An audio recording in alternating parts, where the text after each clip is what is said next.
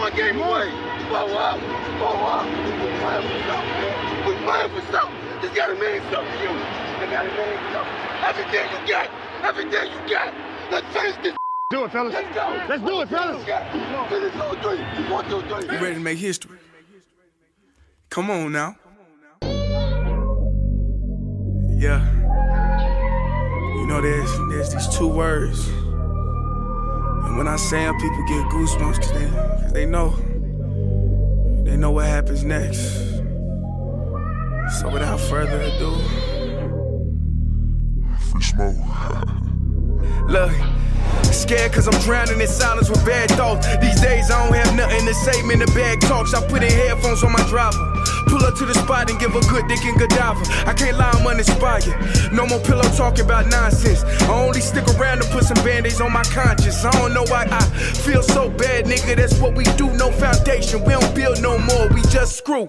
Half a bottle of Henny, girl, I'm going with the wind. The same niggas say they happy for me, ain't want me to win. So I'm done on my friends. Don't need help popping Coronas and reminiscing. I just call up Big Bro J and say it's time for venting. If I live forever, I hold this hate for some centuries. You don't know how much I have you doing what it meant to me, but motherfuck all that. I don't even offer up the time to make the call back. Stupid Lodo, if they don't get the picture now, man, I crop them out of the photo. I can't relate to my peers. Been doing this shit for years. I'm motivated by fears. I took the wheel and I steer. My sound not dictated by fuck boys in Atlanta. Stay gifted like this album was ghost written by Santa Bars forever, like they decided to throw me under Slammer. Every song's a hit like they picture me underhanders. I could drop 1,000,000 songs, but they never gon' understand us. Soapbox sermons for niggas never giving chances. Fight our whole lives to get these weak ass advances. Work twice as hard for the shit that they getting handed. And this ain't even nothing we chose, nigga, we branded. Still can't tell why all of these niggas mad at me. I'm trying to get 100 so I can put my team on salary. Give it all to the art, man, I turn my life to a gallery. Man, damn, what a fucked up masterpiece. 1,100 shots and I swear, man, I felt them all. If we ain't even good on our blocks, man, who can we call? Pre-decline state of mind, we broke crabs in the barrel. Got us fighting our folk, man, this shit just a life of peril. Winning has a price. And leadership has a price. Nobody can do it by himself. Yeah. He embodies that. Just real gritty, like, you know we about to come whoop your ass. I'm locked in. I'm locked in. Welcome back. Yo, it's been a minute. It's been a minute. I'm not going to really get into why it's been a minute, but it's been a minute. But we are, hopefully, we're back. Listen, big fight week, bro. It's really been like the last 2-3 weeks. A lot of, like it's been an in-between week that didn't really have fights, but nonetheless, the last couple weeks, big fights, big fight weekend. You know, you got WrestleMania 40, UFC 300, big fight. You know, rappers beefing and whatnot. It's been an interesting last couple weeks. We're here to talk about it. Welcome to the show, Kicking It with Saint. I appreciate you for joining me. You could have been anywhere else in the world, and you chose to stop by here, so I do truly appreciate you for it. Yo, before we get into these fights and whatnot, I just want to say, fuck my brother. I did not mean to curse within the first minute of the show, but we are here now. Listen, my brother can eat a dick, as can Cody Rhodes fans, and I'll get into that later on in the show. First off, though, yo, this rap beef, man. Everybody beefing and rapping and whatnot. I saw somebody say the other day, it was like, was having a conversation with a couple of the fellas, a couple of the guys, and we was talking about this Drake and Kendrick beef and whatnot, and how our thoughts on it. So I guess I'll give y'all my thoughts on mine. If y'all got thoughts, y'all can leave them in the comment section. But you know, when Kendrick first released the little diss line, because it wasn't even a track, it was like a line. You know, F the big three. It ain't no big three. It's big me. That's not even a verse, bro. That's like just a line. I don't even want to call it a bar. It's just a line. But Kendrick dropped his little diss line, and you know the world got all up in their arms about it. You know, and now you fast forward, we got some diss tracks released. Rappers saying that they wish they didn't release it. Multiple other rappers jumping in the beef on Drake. Radio shows talk. I mean, it's just You know, it's funny how this thing goes. But me and the homies was talking about it, and you know, two of the homies and a couple people online, damn near everybody online talk. I think it's always funny when I see people say, you know, I love this right here, bro. This mean hip hop thriving and yada yada yada. Bro, I don't think most of y'all can tell the difference between a great hip hop track and a rap track. That's the first thing. Second off is, how do you justify a great space for hip hop? I think what you listen to dictate how you feel about hip hop. And if you don't listen to great artists, like this is the thing that I find funny about a lot of people. A lot of people is not willing to listen to anything outside of what they listen to already. So if you think what you listen to is trash, because if you're not listening to other things and you saying what you listening to is trash, what you done heard is trash, but you also don't want to be educated on what else to listen to, because if you're a young dude, you're going to say, oh, I don't listen to them old dudes. If you're an old dude, you don't want to really listen to no young dudes. So I don't understand how you bridge the gap. And I also don't understand how you dictate the space that hip hop is in or rap is in. I really don't understand how people dictate that, because in my opinion, I don't think hip hop is dead. I don't think it's in a bad space. I don't think nothing like that. Hip hop and rap is doing just fine. The only thing I agree with when people say something crazy about it is when they say, yo, hip hop or rap got to be the easiest thing to get into. And I mean, I understand why people say that. I hear some tracks that's just absolutely god awful that I wouldn't qualify as rap or hip hop. I probably categorize it as lunch table raps. You know what I'm saying? Like I get you hear a lot of bad rap songs, but I hear a lot of bad pop songs. I hear a lot of bad R&B songs. I hear a lot of bad country songs. I hear a lot of bad, every genre got music that hit below the bar. But I get it. If you listen to hip hop or rap on a regular, I can understand how you feel as though this the easiest thing to get into. So I agree with that in a sense. But you know, my homies, like a lot of people online, was also saying, you know, the reason it's in a great space is because hip hop and rap has been, you know, it was built off of competitiveness and whatnot. And, you know, I hear people say that all the time and I never really respond to it, but I was thinking about it. And for one, that's not true. Hip hop and rap did not come along off of competitiveness, came along off of dudes being skilled and artistic in that skill and being able to put together a flow and rap work and rhyme/rap words together.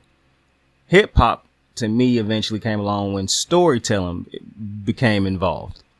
Now, so that's the first thing. I don't agree that it was built and brewed and birthed from competitiveness. I don't agree with that. Battle rap, you can say that. But just hip hop and rap in general, no. Now, the other thing that's said that I don't necessarily agree with when it comes to, you know, the dissing each other and this and that was built in competitive rap. No, that was built off of me not liking another person and dissing them in a rap.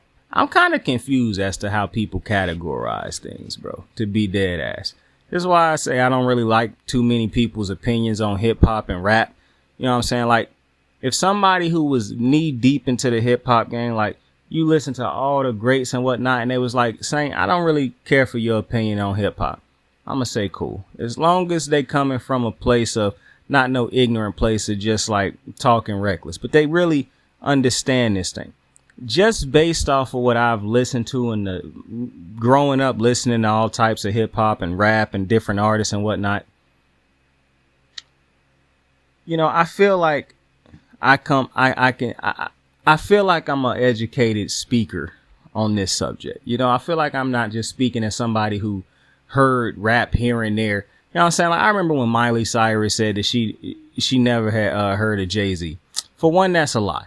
Two, bro, to never hear of one of the biggest artists all time is crazy in a certain category. So that's like when I hear people say they never heard of the Beatles before, never listened to the Beatles. If you're a certain age, I get it. But at a certain age, you should have heard a Beatles song before, bro. That's just my opinion when it comes to music. If you say you're a music fan, why would you not go out of your way to listen to some of the greatest groups or artists that people say there is in certain categories. That's just my take on it. So a lot of times when people giving their opinions, however, on these topics, they not really hip hop rap heads like they say they are, bro. They listen to them backpack, kitchen table, shower raps that people put out nowadays and think that they know everything it is to know about rap. So I don't agree with a lot of these with a lot of these ridiculous takes that I see on the internet. And this is brewed from competitiveness. No, bro, I don't like you, so I dissed you in a track. It's as simple as that, bro. There's not nothing competitive about me dissing you in a track. When they doing the competitive raps and the underground freestyles and all the battle, yeah, that's competitiveness. Bro, in rap, everybody can make bread. That's why you hate that the bar is so low in your opinion. If you think that the bar is too low, you can't say that and also say that this is built off of competitiveness, because the bar being that low clearly showing you anybody can come into this thing and make good money. If it was competitive, then it wouldn't be the case. Anybody couldn't get in. But if you feel like anybody can get in and rap some foolishness and get paid, then it cannot also be competitiveness. Now, some people will say, well, it's competitive at the top. I disagree. It can't be competitive at the top because you're not competing for nothing. What are you competing for? You're competing for bragging rights. And for one, you will never win in the eyes of, when it comes to people, bro, people's opinions change every day. And there's so many different, bro, who cares about that? Record sales, if we all selling records and it making a change in our lives, who the fuck cares who got the highest selling record? To me, the music game is not a competitive game. When you done made it in the music game, bro, you good. Just keep putting out hits that people like. We all can get rich in the music game. It's just how it is. So I understand when people say, well, it's competitive if you haven't made it. That's a different, we talking about two different things. You're talking about the grind to get into where you want to be and already being at that level. Bro, Chance selling out. Let me use a better example because Chance ain't. Let's use a better example. J. Cole, Kendrick, and Drake. Let's say all of them sell out of concert. That's not hurting none of their pockets. J. Cole selling out of concert did not hurt Kendrick. Kendrick selling out of concert did not hurt Drake. Drake selling out of contract did not hurt Cole. So I don't understand how people can say with a straight face it's a sport and then look and say the WWE ain't a sport. That's crazy to me because rap's not a sport, bro. It's a art. I understand we want to make it competitive. I understand competitive juices of hearing an album. If you are a rapper and say that was tough, I want to put out something just as good as that or better than that. I understand that. But at the end of the day, you're not and some people say, well, you're competing for awards at these award shows, bro.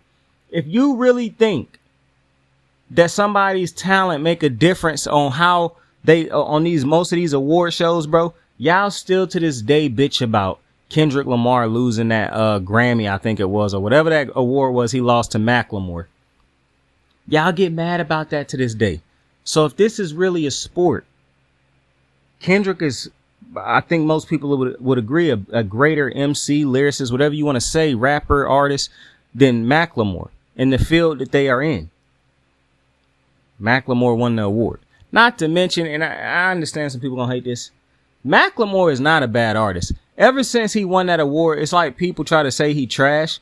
Macklemore is one of the better artists in his, and I don't really categorize him as a rapper. I understand. I definitely don't call him a hip hop artist, but if I know some people call him a rapper, I call him a pop star. Like, to me, Macklemore really fit in the field that you would have Drake in. Drake just a far better lyricist. Like, if Drake wanted to just be a pure rapper, I feel like he could be, because Drake got some hits. I don't care what nobody say. Those 7 a.m., 6 a.m.s in Dallas and Toronto and Calabasas, all them shits is hard, bro. What's that? Say what you will. Like, why do I feel so alone? Like everybody's, like, bro, that track, tough. Pound Cake, tough. Like, bro, people sleep. I don't understand why people hate Drake. Like, I'm not the biggest Drake guy. Like, it's a great chance 9 times out of 10 I'm not playing a Drake track. But Drake got bangers, bro. So I don't really understand how fans hate Drake so much, bro. I understand if you say he not pure hip hop rap, And I agree with that. He got pop hits. But the man made great pop hits too. Like, you used to call me on my... You used to. That's my shit. You used to call me on my cell phone. Do. Late night when you need my love. Call me on my cell phone. Do. Late night when you need... Bro, you can't... And I know when that hotline blink, that can only mean one thing. I don't know, man. Ever since I left the city, you and me, we just don't get along. I don't know, bro. I think Drake makes some bangers, bro. Like, am I gonna tell you... Like, if I had to create a top rap list, I don't know if Drake would make it into my top 5, only because I don't look at him as pure hip hop. But if you told me you can only judge him off of his rap tracks, he definitely would make it into my top 10, bro. There's no doubt about that. And he would sneakily try to sneak into the top 5, but it would be hard for me to. But now, if you ask me about top pop stars, Drake undoubtedly would make it into my top 5, probably top 3. I think Drake one of the biggest pop stars of all time, bro. The way people feel about Taylor Swift, I think that's Drake also. So, you know, I understand people not being the biggest Drake guys, but to say that Drake don't make great tracks or whatever, I don't know, buddy. That's a big stretch. I can't agree with that. But back to this rap being a competitive thing, bro. All of those dudes selling out don't hurt none of them. So, to me, rap's not a sport, bro. It's an art.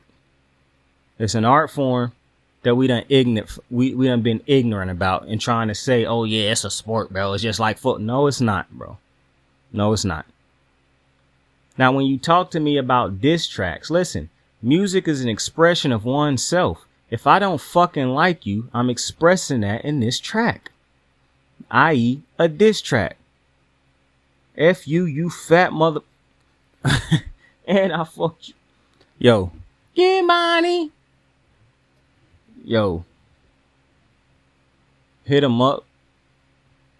Legendary. No Vaseline. Legendary. I like, yo, this is the thing. This is why I get confused when people, like, yo, I don't pick sides. Yo, I'll tell you which diss I felt like was better, who I won, but I'm not going to be emotional about it, all right? The Drake Pusha T battle was interesting.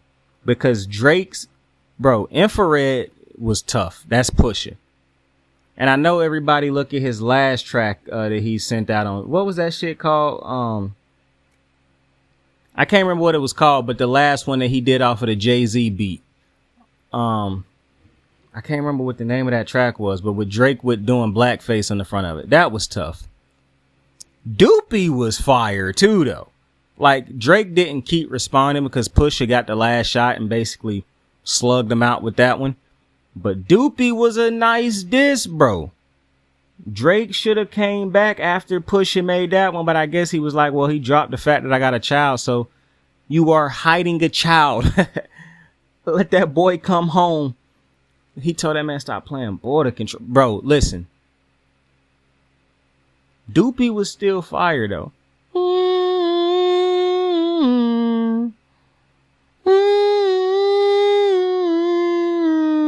I mean, that I like the beat. I like, bro, Doopy is fire. To be quite frank with you, Doopy actually might be my favorite of the 3 diss. However, it's not because Doopy is the better diss, because I don't think it's a better diss than Pusha's last one. It's barely a better diss than Infrared. However, Drake's flow on it, and like, because Drake just know how to make a hit, and that to me is a hit type of track. Based off of the type of Drake just spitting throughout the whole thing. That's why when Drake did Charged Up, people was like, oh, it was corny. And then he did Back to Back. See, Back to Back is more like Pusha's latest diss that got Drake up out of there. But Pusha also had a diss track called Exodus 316 or something like that, which was a Drake diss, Wayne diss, Birdman diss. That shit was hard.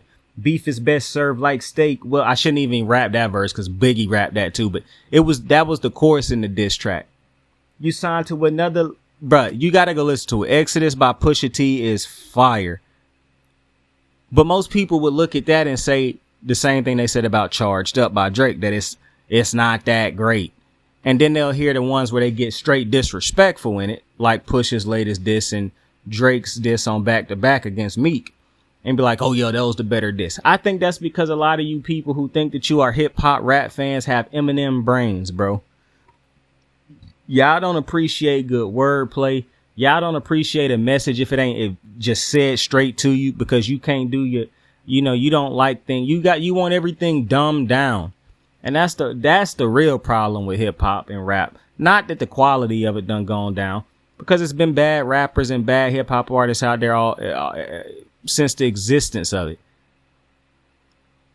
What you are willing to put on a pedestal and listen to and call great and call bad. Like, bro, I'm seeing people call bad tracks great tracks bad, just because it's boring. Oh, this beat don't get me hype. Oh, I can't play this in the club. Well, you got to adjust your dumbass wicked standards. And then you can start talking to me about music, bro. Because, listen, what I'm going to say next might be controversial. I wasn't really feeling the latest Drake diss. Like, it was a good diss. It was a good diss. But Drake only released this type of diss because he knew you idiots wouldn't understand something more lyrical, something with more entendres and double meanings, and you had to pull out a Google page to figure out what he was talking. He knew you wasn't going to appreciate that, so he just straight up was telling you, like, Metro, shut your bitch ass up. You know what I'm saying? Like, he was just straight up going to, and see, I understand that because that's what the fans gonna like. But I'm like, it's all right. It's all right. But I'm thinking, when I think about some of my favorite, and listen, one of my favorite diss tracks all time, two of them, No Vaseline and Hit 'Em Up. Both is just straight blatantly disrespectful tracks, but it was also great rapping in them tracks, bro. And they was flowing on those beats also. Jay-Z on the Blueprint 2, the track where he was, that was his second diss in response to Ether. Beautiful track to me, bro. But I guess it's because I'm more of a lyrical type of guy. I could care less if somebody fuck you and this and that. You know what I'm saying? I don't care for that. But my opinion on, I addressed the Drake thing. Oh, the Kendrick. So the Kendrick diss to me wasn't really it wasn't a verse, bro. He just said a line, and people been gassing it up. And then J. Cole released a mixtape, or whatever you want to call it, an EP. I don't know what we're calling it in 2024, but he released a nice little mixtape EP. I haven't got through it all yet. I think I only done listened to the diss track and 2 other songs on it. It was 2 diss tracks. He was really dissing them in all 3 of them, to be honest. Listen, I have no opinion on the diss thing. I don't really give too many opinions on tracks I haven't sat with for too long. It was a good little diss track. It was some good little shots, because it wasn't really dedicated tracks, more as he gave them little shots in different tracks. The one line I agree with wholeheartedly, because the crux of this whole beef to me is ridiculous. The shot that resonated with me was when he said, if you wasn't dissing, you wouldn't even be relevant, basically. And see, that's what sticks with me, because when Kendrick first came out with his little diss, whatever you want to call it, and when me and the homies was first talking about it, I said, and I even tweeted, if Kendrick wasn't taking shots at Cole and Drake, nobody would be talking about him, bro. He would be irrelevant. I never see Kendrick just trending for no reason. I mean, I never see Kendrick trending like I see J. Cole. I never see Kendrick trending unless he diss J. Cole or Drake. Ever. Now, I'm not telling you that Kendrick is not a great artist. What I am telling you is I'm not taking Kendrick over J. Cole or Drake. And I understand if you feel like he is a better all-around rapper or hip hop artist than Drake. I get that. He does not make better music than Drake to me. Point blank, bro. Kendrick can put a motherfucker to sleep, bro. I don't understand. To me, when people say he is like Nas, I agree wholeheartedly. But people don't agree for the same reasons I agree. I agree because people used to say Nas is a great rapper, but I mean, a hip hop artist and MC, but he can put you to sleep because some of his rap tracks is not put together in a way that keep you, you know what I'm saying? Like, they kind of boring, the structure of it. To me, that's Kendrick. And when Kendrick started doing them dumbass voices in his songs and shit, listen, I don't want to disrespect Kendrick Lamar because I got a lot of Kendrick Lamar tracks on my phone. I fuck with Kendrick. I like it. Now, one thing that do irritate me is a lot of people who defend Kendrick when they use tracks to try to justify his greatness. I see a lot of people using his mainstream tracks, bro. And if that's what we doing, that's nuts. That is absolutely nuts because I come from an era where we did not use just your mainstream. And all I'm seeing is people use Kendrick's mainstream tracks, which ain't a ton. That's the first thing. All his greatest mainstream tracks couldn't even put together an album. They would put together like a short EP. But like I'm thinking about songs on his albums like Loving You Was Complicated. You know that? I can't feel your hurt. That's my shit, boy. I know you're ashamed of me. Complicated. You said you were helpful. You ain't deserve it. That's my shit, bro. That's track. That's a tough. I think it's not called You, but Kendrick do got tough tracks. Don't get it twisted. Kendrick got tough tracks. But when I'm going catalog for catalog, bro, it's insane to think that Kendrick would go over J. Cole or Drake, in my opinion. And that's even if I'm just using Drake's raps. Like, to me, I don't know. In my opinion, if I'm Drake and J. Cole, I would not have responded to Kendrick, bro. Why?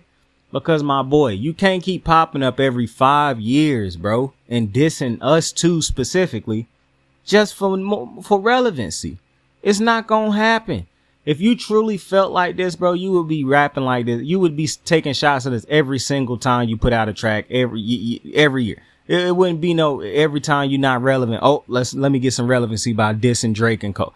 Like, come on, bro. This is a child's game at this point, bro, and I'm not participating in it, bro. That's my personal opinion if I was Drake or J. Cole. But now we get to UFC 300.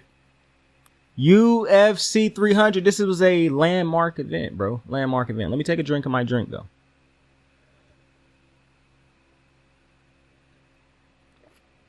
Hey, I missed y'all, man. I miss getting down. I miss getting on here talking sports, but I've been doing a lot. And a lot of the stuff I've been doing, bro, like a lot of what I'm doing now is going to help me get the finances to grow this channel the way I want it to grow, bro. Cause I'm telling you, the goal, the dream it never died. It's not gonna die. Just been real busy. But we got a UFC event to talk about. Now listen, bro, it was a UFC 300 had great preliminaries, prelims. I watched the first one. The first fight at 6 was Figgy and Garbrandt. I fell the fuck to sleep for the next like 2 fights. I don't know what happened. I really don't. But I dozed off for the next 2 fights. It wasn't even necessarily the next 2 fights. It was just so much that it wasn't going fight, bro. It was like the event had to do these long spots where they was talking about the fight or something before. Like it was I don't like the pacing of UFC events, bro. Like a lot of times it's not like fight. They got to put in a lot of extra filler. And that type of shit wears me out, bro. Like, I'm not going to lie to you, bro, because this going to sound crazy. But when I'm watching an event for one thing, but I'm being drowned out by something else, it do kind of put me to sleep. Because I try to pay attention to it because I know if I do, I'm getting right to what I want to watch. But paying attention to it, knowing that's not what I want to watch, legitimately tires me out and puts me to sleep. So if I'm watching a UFC event and I'm watching it because I want to see fights, but what I'm watching is like 10, 15 minutes a piece of talking and going into commentary and going to highlights while talking and seeing the same UFC embedded series that I watched the week of the fight. That shit gonna put me to sleep. And that's exactly what was happening. But I did watch Figgy in the because I like Figgy, and I'm glad he got this submission win over Cody Garbrandt. But we only talking about the main card, really. And I might even miss a fight or two on the main card. I don't think I will. Oh, no. Shout out to Kayla Harris, though, for winning her fight. Kayla Harrison for winning her fight against Holly Holmes. I don't understand why people thought Holly Holmes was going to win that fight. I never had any doubt that Kayla Harrison was going to win this fight. I just think she is a better MMA artist than, the funny thing is a lot of people who like UFC or adore the UFC, who swear to be God, they basically think that any fighter from any other league is trash when they come over. Like, cause you've been fighting against people who ain't in the UFC, even though we can all agree it's bad fighters in the UFC. Bo Nichols has literally been fighting bad fighters, but that's neither here nor there. Nonetheless, for some reason, a lot of people thought Kayla Harris was like a bad fighter because she came from a different league, from the PFL. That's crazy. This woman been a judo champion around the world. Holly Holmes, I understand she got that Ronda Rousey moment. I guess I just see Holly way different than everybody else, bro. I know everybody like Holly Holmes and whatnot. I have never looked at Holly Holmes as anything bigger than that moment she had against Ronda. And I don't even think that moment was really had much to do with her, other than she was there to complete the task at hand. Because if Ronda don't go into that fight trying to box her and just go in there and do her regular thing, Holly lose that fight. So I don't know. Maybe it's just me, but I never had Holly winning this fight against Kayla Harris. I just thought Kayla Harris was the better MMA fighter. And she proved that by making Holly tap in the second round. So shout out to Kayla Harris. Shout out to Kayla Harris and Michael Venom Page, bro. Two of the biggest signings for the UFC came over and won their first fight. So that's big time. So shout out to both of them. Kayla Harris, a lot of people was talking about her weight. Would she make weight? That was really I don't even really know if that was a concern for me either. I just think when you're a world-class athlete like Kayla Harris, like, bro, you done been weighed so much in your life. You done had to meet a weight requirement so many times in your lifetime based off of your career. It was just hard for me to imagine, because some people who in the UFC did not come from getting weighed before fights a lot of times, or they came from an organization that was real lenient about it. Kayla Harris done been she is a gold medalist, I believe. Kayla Harris done been doing this at the highest level. Regardless of how great you think the UFC is, Kayla Harris has been she's decorated, bro. She got a hell of a resume. For Holly Holm to go into this fight and pull off the Ronda Rousey special, and I like Ronda, so I don't want to use Ronda. I'm not trying to disrespect Ronda, but Ronda know damn well she shouldn't have went in that fight trying to box Holly Holm. But how decorated a boxer Holly Holm was at that time. Holly Holm being willing to clinch with Kayla Harris was wild. And then re-engaging in it. Like, bro. Once again, I don't really know, to all the Holly fans out there, and I'm not a Holly hater. I'm more of a Holly not understander. I really don't understand what y'all see when y'all watch Holly fight. If Holly, Holly to me is a great boxer, a great stand-up artist. But even then, she can still be beat on the feet by somebody who is also a skilled striker. You don't even got to be a better striker than her. You just got to be a skilled striker, and you can still get Holly on the feet too. But to me, I don't really know where Holly go from here. But shout out to Kayla Harris, because I think she gonna be a stud. And I saw the Amanda Nunes tweet. Now, that would be a great fight, getting Amanda Nunes out of retirement for Kayla Harris. I would love to see that. Now, the interesting thing about that would be Kayla Harris will now Amanda Nunes can go to the ground. She not buns on the ground like Holly. And Amanda is the better stand-up striker also. So that would be interesting. That's a fight that I want to see. I don't know if Dana would headline it on a UFC event, on a UFC pay-per-view, but I would love to see it on a card. We get into the main card though. Bo Nickel started. Now, it was a big thing with Bo Nickel going into this fight. People didn't feel like he should have been on the main card. I didn't mind him being on the main card because I understand the UFC think they got a gem on their hands. This fight should not have been on the main card. However, this was this really wasn't a great fight in my opinion. Listen, Brundage, it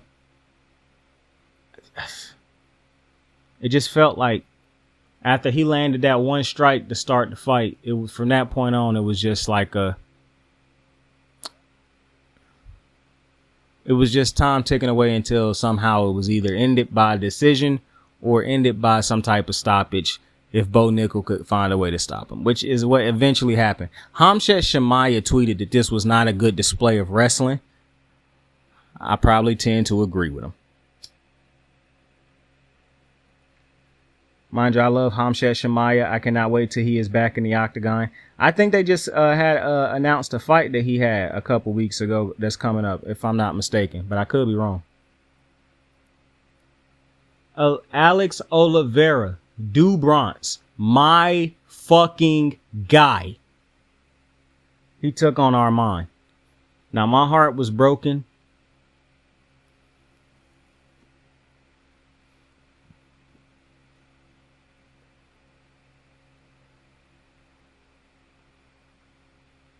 Because my boy Bronx did lose this match by decision. Listen. I couldn't believe that Armand survived that submission in the beginning of the match. I don't know how this dude's tights fell down. And there's a lot of speculation going around on Twitter right now that that's why he ended up getting out of the submission. I don't know, man. I was amazed that he survived it. And then he survived a submission at the end of the fight that almost won Oliveira. Like, Oliveira could have won the fight at the end.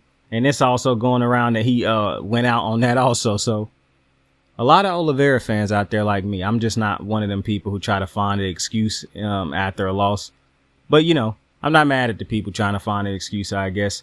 But this was a good little grappling display. This was more grappling than anything.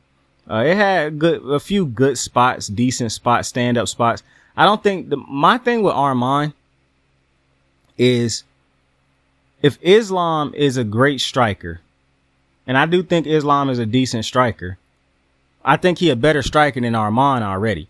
So if Islam coming to this game 100% prepared and healthy, I don't think he lose to Armand a second time. Like, he already done beat him once, and I understand everybody thought the fight was competitive, but I think he beats him again. And I understand Islam is tired of doing rematches. Like, regardless of what happened in this fight, he was set up for a rematch. No, Islam is about to fight Dustin Poirier. That's who Islam's going to fight. But I think after that fight, Armand is scheduled to fight the winner of that fight, possibly. And if it's Islam, that's yet another rematch. So, and then Justin Gaethje probably would have been scheduled to fight him, but Justin Gaethje, we'll get to that in a couple. So I understand where Islam coming from. Islam Makhachev, like, he don't want to fight, keep doing rematches. And I get that, especially rematches that really, it feel like rematches is happening because the people at the bottom of the division who supposed to be upcoming stars keep losing to the old dogs. Like, Armand is the first one to beat one of those big three guys. Like, Poirier, Gaethje, and Charles Oliveira, they was beating all the dudes who was supposed to be coming up being great. Oliveira had just beat one of them. Gaethje and Poirier beat each other, and Poirier just beat Saint Denis the other week. Like, the top three guys was continuing to win. Well, now you got Armand, who got a victory, even though Gaethje gonna get this first title opportunity. And that's the thing. I think Armand could lose to Gaethje also, but I think he would end up trying to wrestle Gaethje. I think that's what's not Gaethje, Dustin Poirier. I think that's always gonna happen with Poirier because I think Poirier is a better striker than everybody in the division that he fight at the moment. Not necessarily a better striker, but he is a phenomenal boxer compared to what he have to face.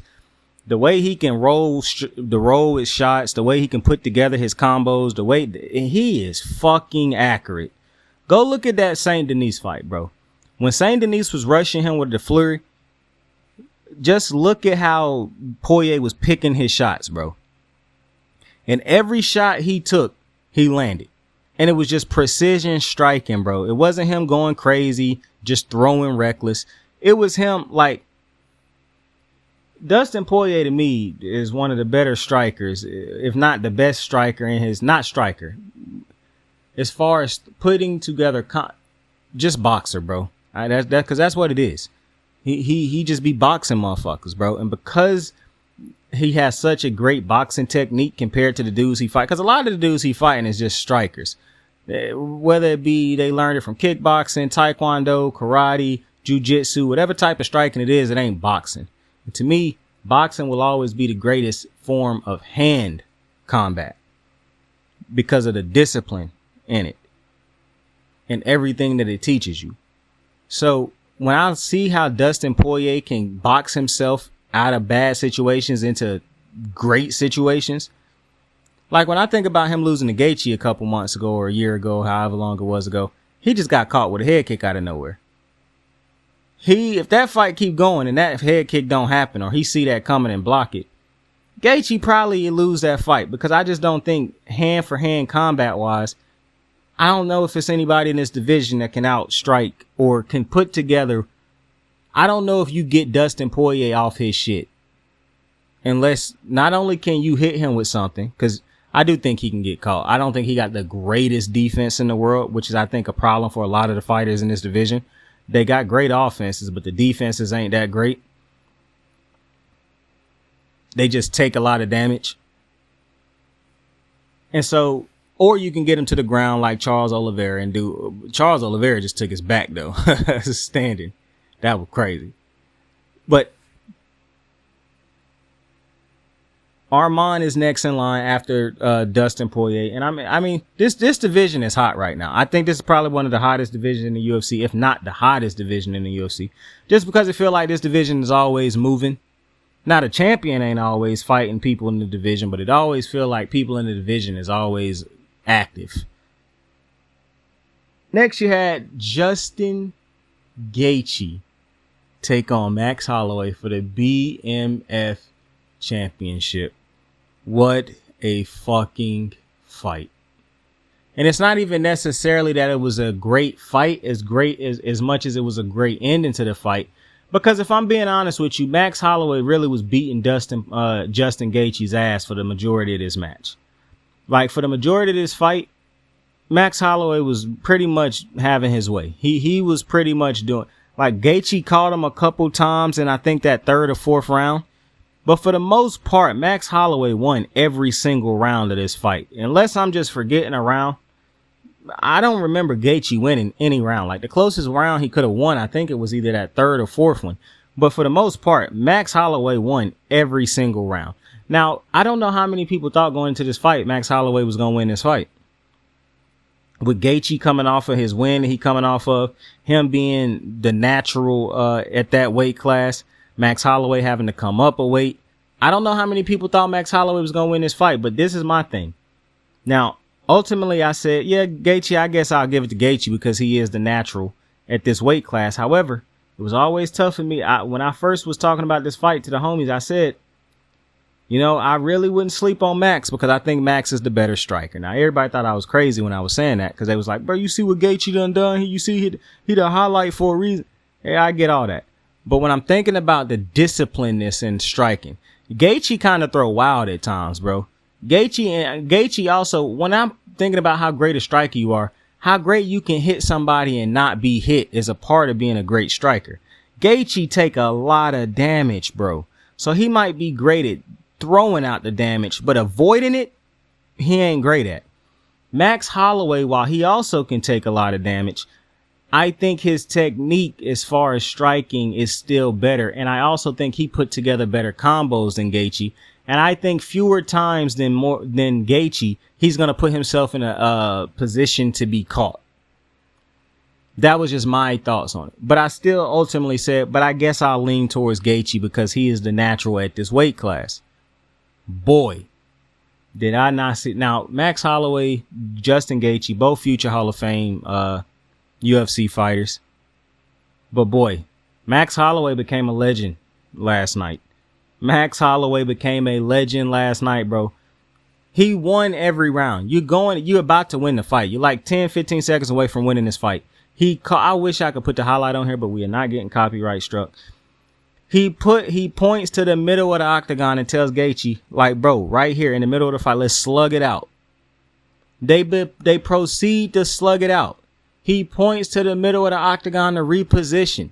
They continue to slug it out with a second left on the clock. He knocked this motherfucker Justin Gaethje out cold, my guy. It was sick. I thought I witnessed a murder. It was almost like a bang bang drop.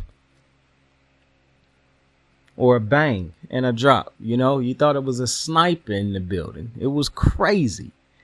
Like, who put that banana peel there? It was insane. You know, it's almost like when you used to play Halo growing up and some jackass camper would be sitting invisible in a spot the whole time, camping with the sniper rifle. Yeah. The good old days. Anyways, it was sickening. What a vicious knockout. Sickening in a good way. What a vicious knockout. I think that I'm going to be dead serious with you. I think that might be the greatest knockout I done seen. And I done seen a lot of great knockouts, bro. Like Ngannou got a great knockout over Rosenstruck. John Jones's wasn't a knockout necessarily on Machida, I think it was, but he made him. So I guess a submission win, making him pass out like he did, would be in a different category. But when I'm thinking about knockouts, you know, Anderson Silva got the front kick knockout. Shit, Michael Chandler got that knockout he had over Tony Ferguson. You got I know people think of them Chuck Liddell knockouts. I know you're thinking of Connor's knockout over Aldo. You got Masvidal getting knocked out by Usman. You got O'Malley's knockout on well, that wasn't necessarily a knockout to Aljamain because he still had to ground and pound him after. But I mean, I guess you could put it in knockout. There's a lot of great knockouts, but at the moment, because of the savagery in it, I just feel like that might be the greatest knockout I done seen I mean, you got the head kick by Leon Edwards. Hell, you got Justin Gaethje's head kick to Poirier. I don't know, bro. I think this was because of how it happened, the theatrics around it, because that's always something that play a part of it. The theatrics, bro, the backstory. The theatrics, the BMF title, to me, gained its meaning last night in that match. 1 second on the clock, he knocked him out cold. Like, it wasn't he have to follow up. He knocked this motherfucker out cold. A dead body was laying out there. Draw the chalk lines around it. And my man celebrated. Such a respectful knockout, too. He didn't step on him. He didn't even look down at him and yell, bro. It's like he wanted to, because that's a natural thing, but he immediately looked up. Like, didn't even use like a split second. That's a hell of a respect, bro. Max Holloway, bro. Good guy. Good guy. UFC legend and UFC good guy.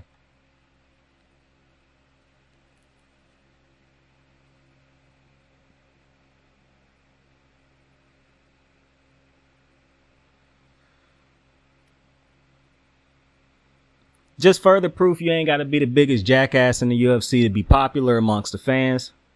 You don't got to be the biggest jackass in the UFC to make money. Max Holloway got the $600K fight bonus last night. Fight of the night and knockout of the night. Big time shit. Good guy. You see, the good guys don't always finish last, fellas. Let Max Holloway be the lesson. And he knocked that man out fucking cold. Now, Justin Gaethje, obviously, legend, great dude, great guy. It happens to us all, you know. Well, if you fight long enough, unless your name is John Jones, it seems to happen to us all. I wonder where Justin Gaethje go after this, though. It'll be very interesting. You could draw up a rematch for this fight down the line. You could definitely do that if they wanted this to take place again one day. I don't think it should fuck his rankings up in his division. However, it might put him back into a match with Charles Oliveira.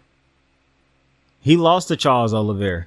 So that'll be a great fight in him trying to avenge that loss. Charles Oliveira coming off of a loss, trying to stay relevant in the rankings, which Charles Oliveira and Justin Gaethje will always be relevant in the rankings because it's a great chance if they not fighting some dude that's just otherworldly, that they could still take out damn near everybody in the division. The only dude who done proven that he can't be taken out in this division is Islam. That's it. Everybody else to me still look beatable on any given night. The closest somebody done came into this division of looking unbeatable since Islam was Charles Oliveira in his run before he lost to Islam. So I don't really think this loss hurt him, to be completely honest. Now, I know some people will be like, well, he lost to a dude who was coming up a weight division. I get that. But for one, Holloway done came up before. Two, He came up this time and put on the necessary muscle and did it the right way he was talking about. 3, bro, you can't. I don't know, man. I understand it's always a winner or loser, but one of my things is in the WWE, when you have a great match, both dudes, I know one dude ultimately lose, but what you hope is that both dudes look great on the way out. Like both dudes can go somewhere. I think that's still the case. Now in the WWE, it's a little bit different, and we'll get to that later on in the show. When you a certain level of great or big, it's hard to really pinpoint where you go next. But because this is not a division with a whole bunch of the top killers, it might be a lot of great guys, but none of them done, singled themselves out as like 4 or 5 guys haven't put themselves ahead of Justin Gaethje, basically. So I think Justin Gaethje will be fine. For Max Holloway, he called out Ilia Tapia last night. And when the camera panned in on Ilia just looked so shook, like he had seen a ghost or something, bro. I don't think he's scared of Max Holloway. I just think they caught him at the wrong moment. I think he was still like, he was looking at that knockout like everybody else. He was like, what the hell did I just look at? Now, he did talk about it after the thing. He was like, it was undisciplined fighting, 2 dudes swinging. It'll never happen with me, yada, yada, yada. But, it'll be an interesting matchup because Max Holloway, he now have his way back to the title now that Volkanovski lost the title. So now he firmly is back in the title picture. He get the next title shot, I imagine. Ilia Tapia came out today and said that's who he expect to fight next for his championship. And Max Holloway put on his greatest performance of his career, in my opinion, last night. Now, I know he got that other fight in his career. I cannot remember exactly who it was against, but I know the fight. I'm looking at it in my head.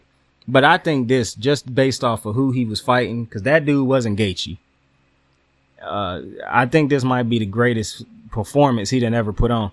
And this is definitely, to me, the best BMF performance of this type. Like before him and Gaethje and Poirier fighting for it was cool. It was a great match. This match, right? As a matter of fact, I won't even hold that match. Both these last 2 matches done been very good for this title. The Poirier Gaethje fight for it, and then this title fight defending it. It's been great. I will say in the UFC right now, they got a problem with people not being able to defend them titles and keep them. Unless we're talking about Zhang Wei Li, who defended her title. I think it says she the first person to, man or woman, to lose a title, get it back, and defend it like 2 or 3 times after winning it back. So shout out to Zhang Wei Li. She ended up winning this match. She gassed herself out early in this match because she tried to get a submission early in this fight against Yan. Yan went out cold at the end of the first round. She lucky she didn't end up losing this fight in that first round because they had to wake her up. But after that, what's very interesting about this, Yan really hold herself. Yan really cost herself because Wei Li looked very beatable. On the feet, Wei Li was not better than Yan. I didn't expect I know Wei Li is not the greatest striker on the feet, but she can strike on the feet. Like, I done seen Wei Li be able to put people down on the feet. She did not look like the better striker in this fight, but she looked like the better fighter in this fight. Like, she was the smarter fighter. She level changed and took her down multiple times in this match. And I think that's one of the things that's going to keep Wei Li as a champion. That's why when she lost her title to Rose, it was because she got caught the first time. The second time, she couldn't get Rose to the ground, and she didn't win the stand-up. Like, because Rose was the better stand-up fighter, even though it was a closer, and Rose was just a faster striker. It was a closer fight in the second fight, but she lost it. And these last couple fights where she won her title back and the ones where she defended them, she is the bigger, stronger, faster fighter in most of them. So she can win standing up because she faster than, even though she not the fastest of fighters, like compared to like a Rose Namajunas, she not that fast, but she faster compared to the women she is fighting right now. She's also far stronger. And I don't think a lot of the women who she done fought have the type of IQ that Rose Namajunas have, which is why Rose was, mind you, Rose did get the quick kill shot early in that first fight. So she didn't even have to deal with the wrestling in that first fight. But because a lot of these women don't know how to stop the takedown or not good at adjusting to being taken down, and a lot of these Wei Li fights spend a lot of time on the ground because Wei Li can wrestle these women to the ground. So right now, to me, one of the greatest strengths of Wei Li's reign is the fact that she just physically in better shape and stronger than a lot of the women who she fighting. And she take away that strike game from a lot of these women because she take them down, tire them out. And that's where most of the fight is spent, which is very confusing to me that we cheer on Wei Li. But then you got people who turn around and say Aljamain Sterling is a boring fighter. He wrestle people just like she do. It's very interesting who y'all decide to hate on and who y'all decide to like. But shout out to Wei Li, man. Big victory for her. The first time it was 2 Chinese women fighting for a championship, I believe, was the thing they was talking about. So congratulations to both of those women, Yan and Wei Li. The main event.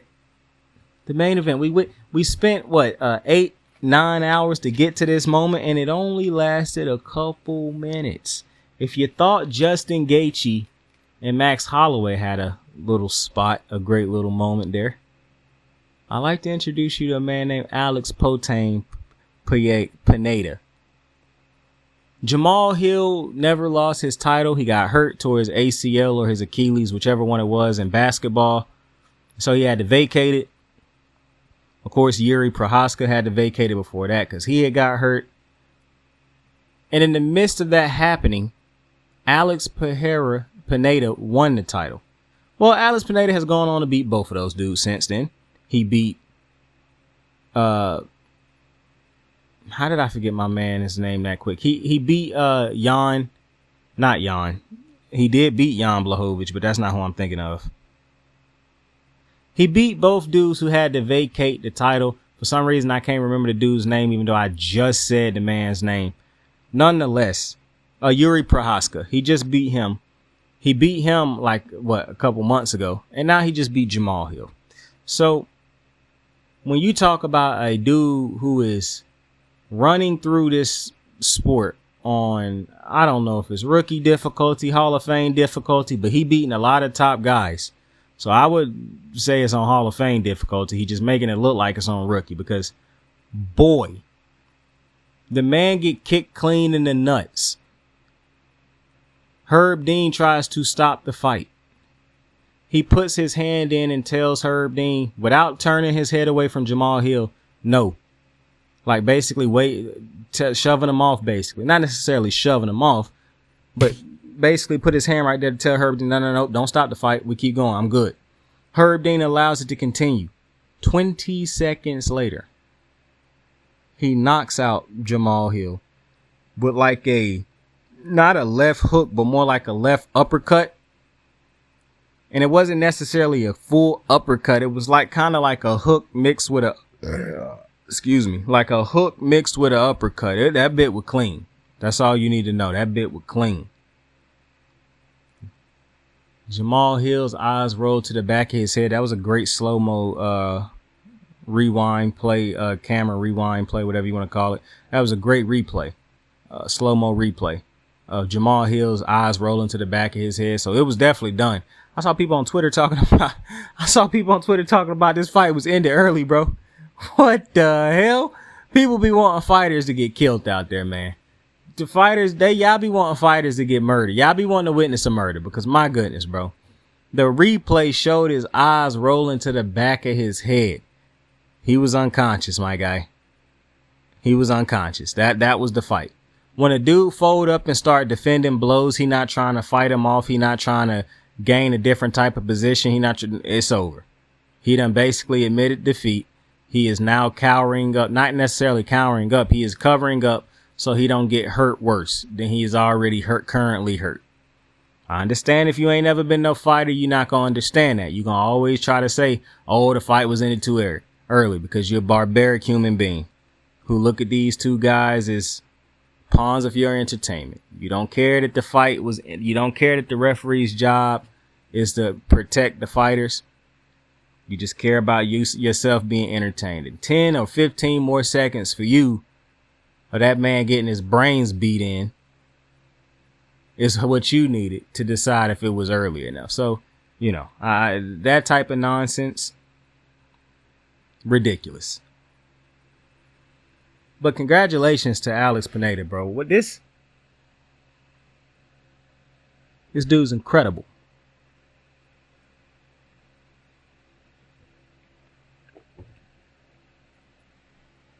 Hopefully he the next great in that division.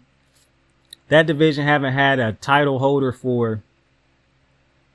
since really John Jones. Nobody done held that division down. I mean, Daniel Cormier had his little brief stint when John was going through his shit. But, I mean, the title been playing hot potato for so long. Now we got a dude who actually won the title. Done defended it twice. God bless you, Alex Pineda. Maybe he is the next big legend in the UFC. Now, I it's hilarious watching Daniel Cormier talk about it because he always talk about how Alex Pineda don't even have a wrestling. Like, he is just great at one thing, and that's kickboxing. And he got a nasty ass left hook. And it's not even necessarily that it's nasty. It just continues to put people down. Like, he continued to put people down with that left hook. Now, what's going to be interesting is if anybody ever is able to eat one of them, like if he ever land that clean on somebody and they don't go down, that's when it's going to get interesting. Or if he do fight somebody who is a fighter that can wrestle him to death, but is not just like a Jan Blachowicz. What Jan did was disgraceful. That was a dude who tried to lay down on top of a dude who he just knew he was bigger than. I'm talking about a legitimate wrestler who can go out there and wrestle him, level change up on him and shit, and actually wrestle him. Not have to wrestle because he just can't fight on his feet. Because you can't just be able to wrestle in order to beat Potain. I think you're going to have to be able to fight standing up. And so when you can fight him standing up, and maybe the fight standing up is you taking a little bit too many hits. Like, you doing your damage, but maybe you done took a little too many blows. Now you able to switch it up on him and wrestle. I would like to see what he could do against that type of opponent. But right now, that type of opponent does not exist.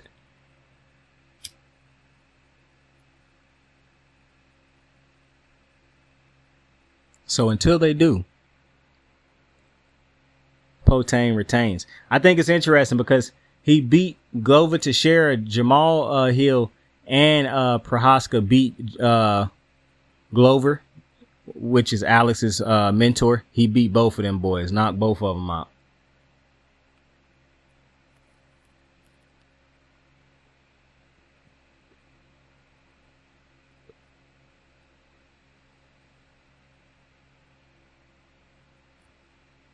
Now, I know Yuri Prohaska won his fight. Yuri Prohaska won his fight on the prelims. But I am not interested in seeing him get another rematch, an immediate. Like, I understand it's not an immediate rematch, but I am not interested in seeing him fight Alex Pineda. Like, he just lost to this motherfucker. Now he finna fight him again because he got one win against somebody. Like, I'm really not interested in that. Alex Pineda said he wasn't interested in it either. So we'll see how they run that. But let's talk a little bit about WrestleMania.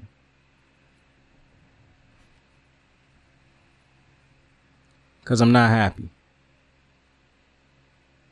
Yo, I knew this old sick fuck fest that Triple H put on was going to be a fest full of fucks, bro. I knew he was going to have all these goofy ass baby faces go over, bro. I don't really mind I don't like that Sami Zayn beat Gunther. I really don't. And if you're not a WWE watcher, I done lost you, but that's all right. I appreciate you for sticking around as long as you did. But I don't necessarily agree with that decision.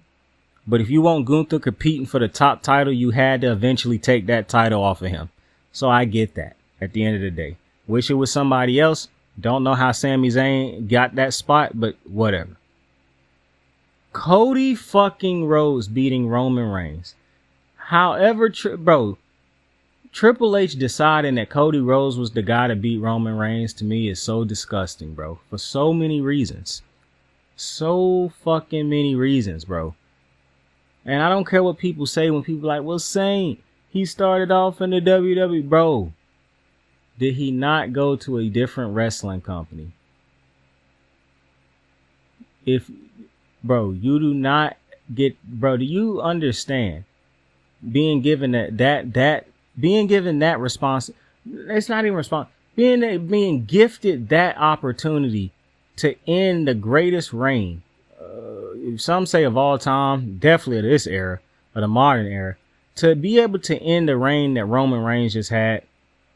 To me, you should not be a guy who was at AEW and coming over to WWE after you left I think that's an insane thing to give to a guy like Cody.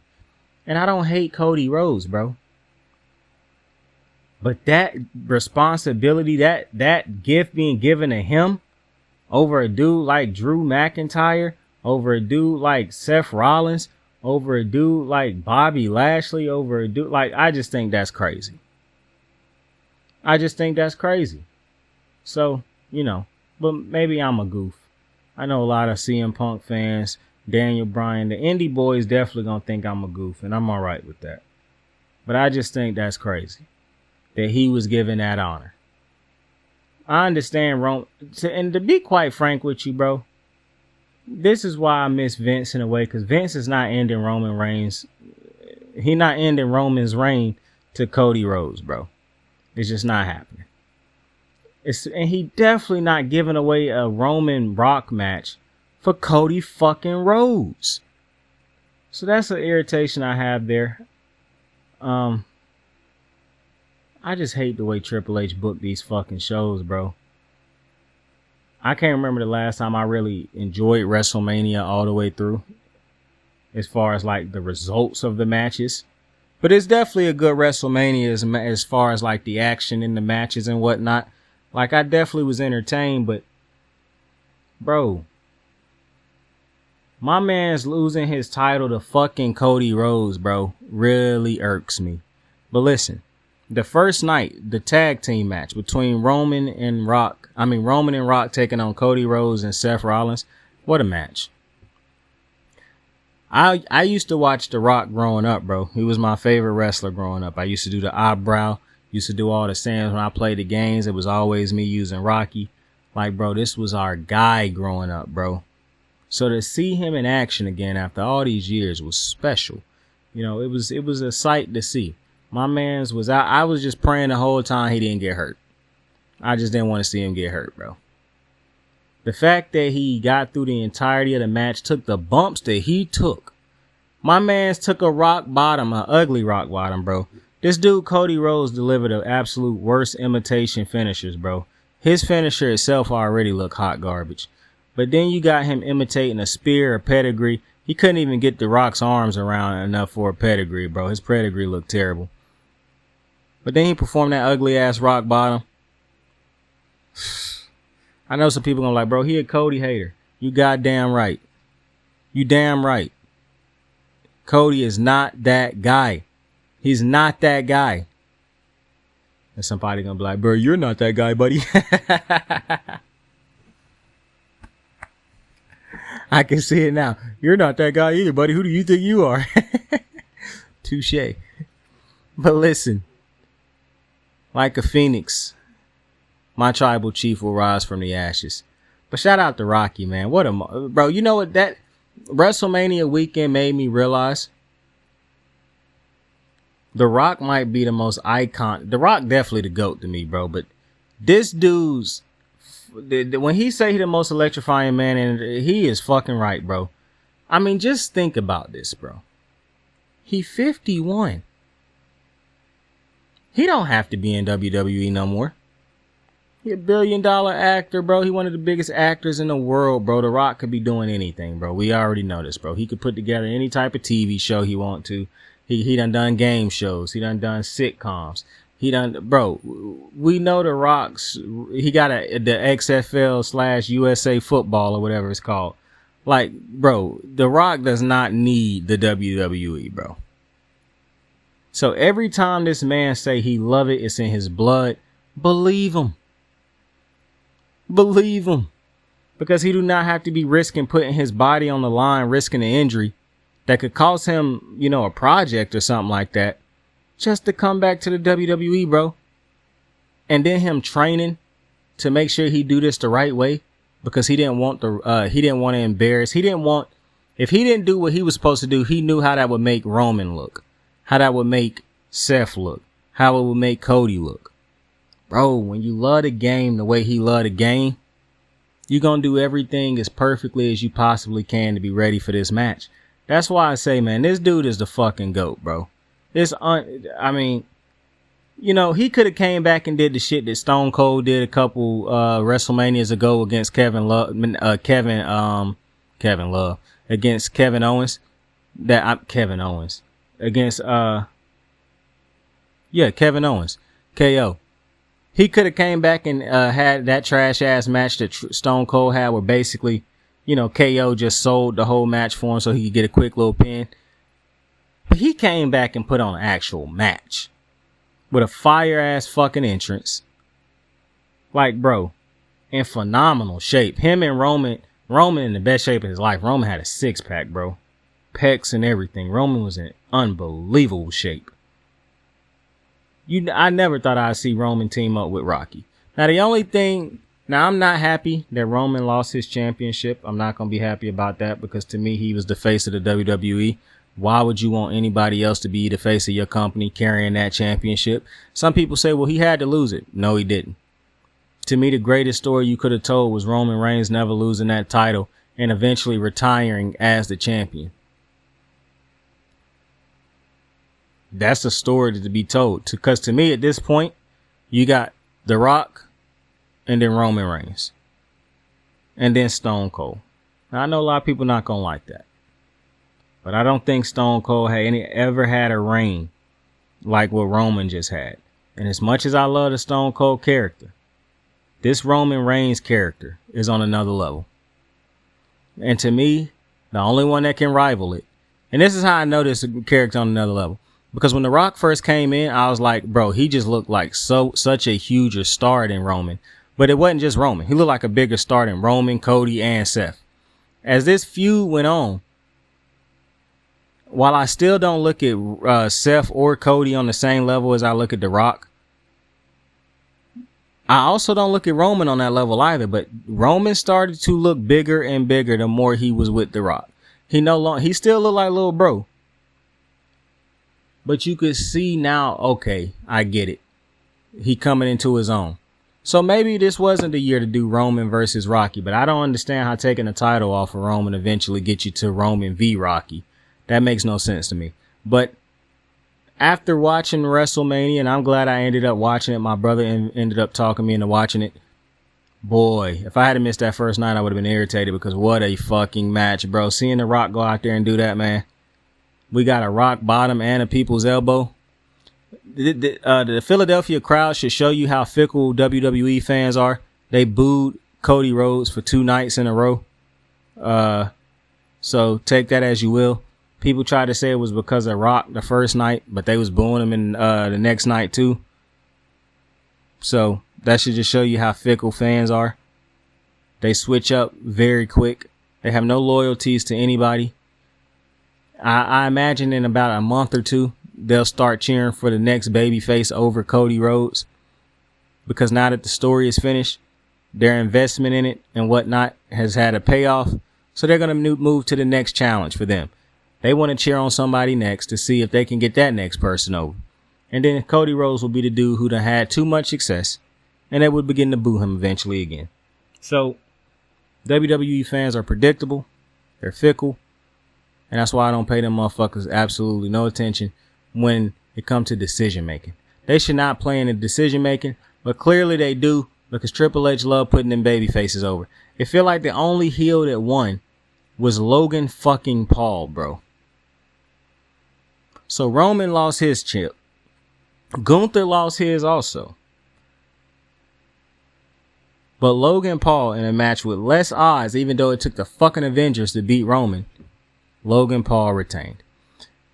Dominic Mysterio got the worst father of all time. Rey Mysterio has now beaten his son twice at WrestleMania. Why in God's name?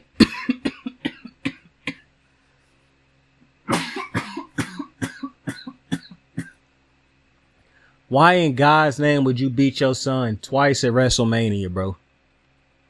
Why would you be the reason your son, your blood, he came out of your nutsack? And he 0-2 at Mania because of you. It's a cold game, bro. It's bless me. Thank you. Especially when your biggest op is your pops. I feel for you, Don. I feel for you. You got to opt for a pop, bro. Hate to see it. With that being said, though, I will get deeper into The Rock on a different video, on a different show that will be coming out in probably about 2 days. 2 days probably max.